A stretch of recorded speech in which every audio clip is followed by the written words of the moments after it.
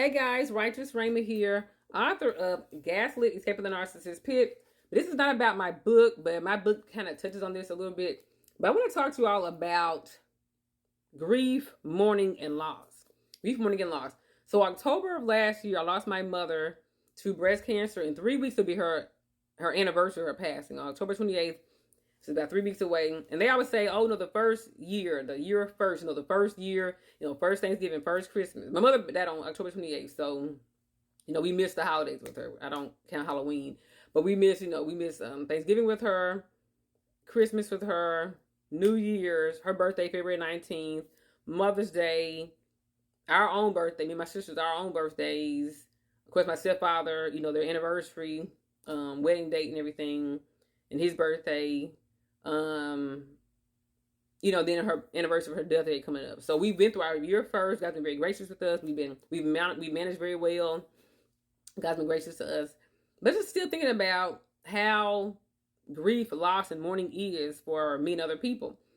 And I'm thinking that it's important that we acknowledge when it comes to loss, whether it's a relationship, even a narcissistic relationship, whether it's, a job, a marriage, a child, a home, status, activity of your limbs, an ability. You may have a cognitive disability. You may have lost some cognitive functioning. Whatever your loss is, I've learned some important insight about loss. One thing I've learned is that you don't just mourn the loss of the thing or the person. You also mourn everything else surrounded around that ability or that person. So when you lose, let's say, a parent, you don't just lose a parent. Oh, my mother died on October 28th, 2022. You lose every subsequent Mother's Day activity you would have with this person. Every birthday you would celebrate with this person. Every holiday you would celebrate with this person. You don't just lose that person in a moment. Like people who lose children. If you lose a child, you don't just lose a child. You lose kindergarten, first day of kindergarten. You lose child going to prom, child going to graduate. You lose every birthday with that child. You lose buying that child Christmas gifts. Every chance somebody asks, how many children you have? You have that pang of like, well, 3, well, 2. Like you lose seeing that child graduate from college and get married and have children. And every time you see a child the same age as your child, you're thinking about, man, what have my daughter been doing if my daughter was that age? You don't just lose the person that day. You lose every subsequent moment with that person. So when you lose something, you don't just mourn that person. That person, my mom went on to a better place. My mom went to heaven. My mom is where my mom is enviable. She's in a better place than I am. You know what I'm saying? But it's not about I lost my mom. She's in a better condition, in a better location. It's about what did you lose with this person every single day for the rest of your life. You know what I'm saying? A person who lost the activity of their limbs, let's say a person lost a limb, let's say a person had an amputation due to a diabetes, for example. They don't just lose that leg, get a prosthetic. They lose every race they could have ran. Let's say they were a track athlete. Let's say they were going to the Olympics. Let's say they enjoyed running every day. And they said they have a hard time running with the prosthetic leg. Let's say they love to wear, let's say she had beautiful legs, let her wear, mini skirts and shorts. And now she can't do that no more. It's not just the loss of the thing. You lost it, you mourn its loss, you grieve its loss. But you'll keep living, you'll be like, man, this happened. People who lost spouses to marriage, like not to marriage, to divorce, or even to being widowed. You don't just lose that person on let's say they got sent your divorce papers. Let's say y'all divorced at the 9-year mark or the 7-year itch. Then you see all your friends going on to have their 10-year anniversaries, and they go on their 10-year anniversary vacation, and their 20-year anniversary and 30-year anniversary, and you see them like getting older together. You're like, man, that could have been me. So you grieve the loss of the child that never got to see certain milestones, or the marriage that never got to reach certain decade marriage anniversaries, or a job that you lost. You left this job and you lost this job, and everything that could have been yours because of this job, all the promotions and raises and prestige you could have got in your community and your field because you lost his job. I know somebody who's mourning because he flunked out of college. The shame. It's just like, oh, what college you go to? He had said he flunked out. You know what I'm saying? That's a shame. Every time somebody asks him what college he went to, he's at an age range people ask you what college you going to, what college you went to. And the mourning that shame and embarrassment every time he has to tell somebody. You know what I'm saying? Or somebody who lost a fiance. They say that you and the man broke up before you got married, and you see him dating somebody else, and you're seeing I have a few of my exes have gotten married and have children, so I see them on social media. The new baby being born, the new pregnancy announcement, the new accomplishment on vacation. I'm seeing the kids grow up. I'm seeing the wife and everything. Anniversary after anniversary after anniversary, and I'm like, that could have been me. That could have been me. My sister always saying, that could have been you, miss. That could have been you. You know what I'm saying? So you got to think about, like, when you lose things, you lose moments that will pop up every now and again. I have a friend who lost a child at the same age as my niece. So I've been talking about my niece. I have my niece in the background, and she listening. She's like, "Oh, what is she doing now?" Or, you know, and I tell her about my niece and everything, and she's kind of like, she's kind of like mourning, like, that my daughter would have been the age. My daughter would have been doing this. My daughter would have been talking. My daughter would have been counting. My daughter would have been reading at this age.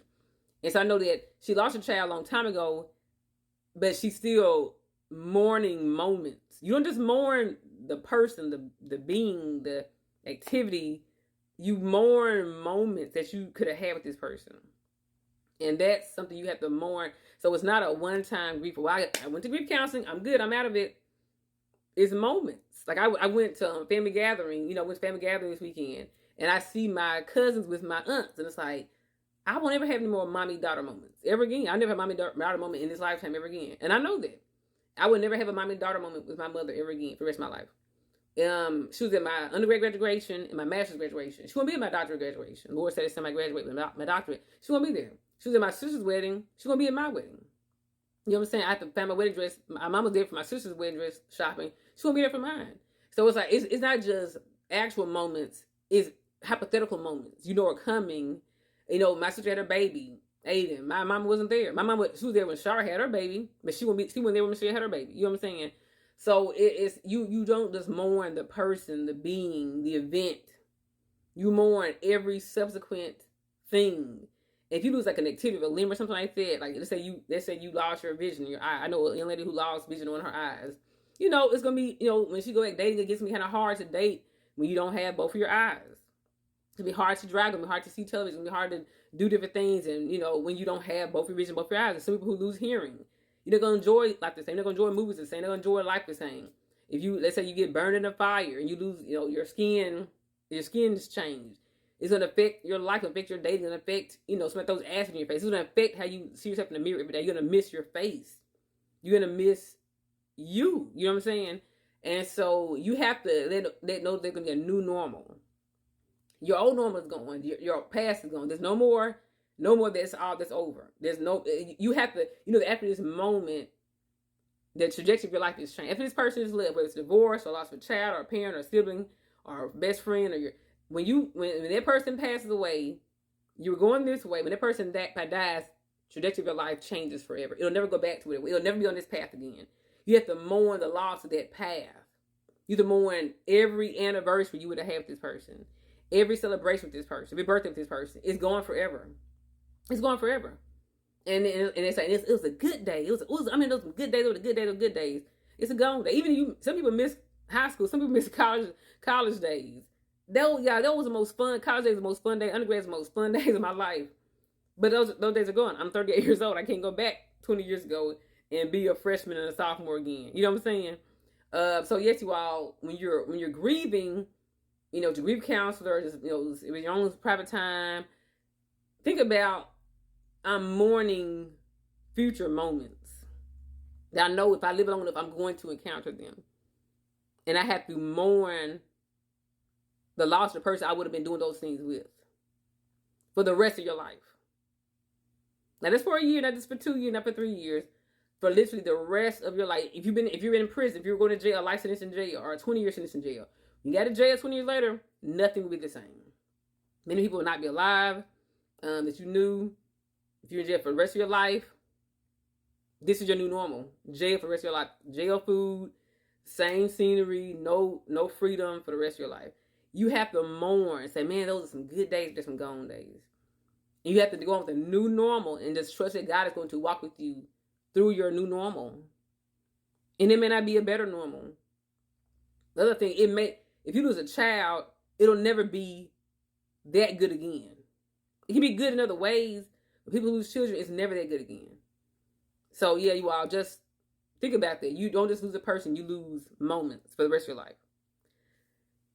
Thanks for watching. Bye.